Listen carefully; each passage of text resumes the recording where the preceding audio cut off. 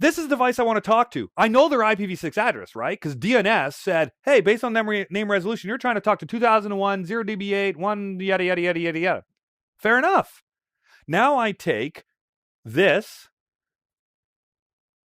which everybody does. Everybody has this same beginning portion. And then I grab this here and I add it. That's it. So I know what the solicited node multicast address is for everybody. I just need to know their IPv6 address and I can come up with it.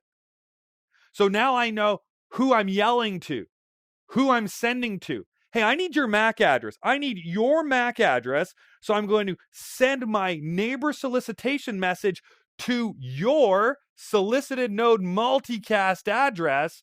And I just simply figure that out by taking your address and combining the bottom 24 bits to this. It's as simple as that. Okay, so that's where the packet's going to be going to. This multicast packet, it's going to this device right here.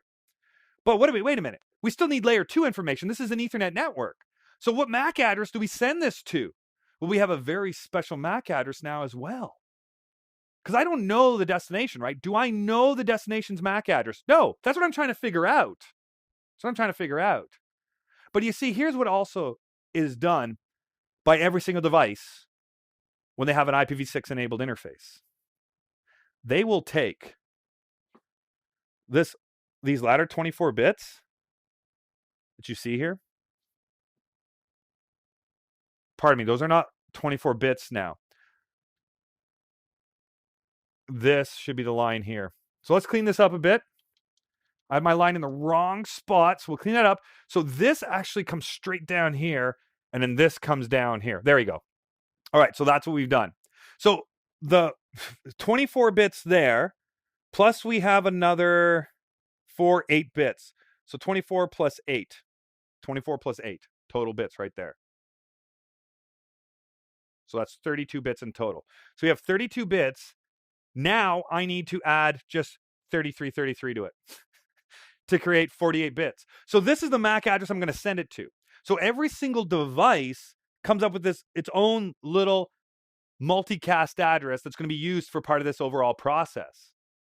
So for the neighbor discovery process to work, every device generates its own solicited node multicast address, and everybody generates a virtual MAC address that can be utilized for this process. So I'm listening to this virtual MAC address all the time, and I'm listening for these IPv6 packets as an end station. So now somebody wants to find out my real MAC address. They say, hey, I need the MAC address of this. So I'm going to send it to here, and at layer 2, it's going to be sent to this MAC address. So who gets it on the network? Only the device that's listening to that MAC address, and only the device that's listening to that solicited node multicast address. So it's not being broadcasted out. It's being sent out on the local link, and only the device that's listening to this information will receive it. So it's much more efficient. It's not broadcasted and flooded everywhere. It is a very efficient communication process that we're going to be dealing with here when we are doing the neighbor discovery process. All right, so we got that addressing out of the way. So when we come back here, so in this case, I'm trying to figure out the MAC address of host B. So I know it's IPv6 address.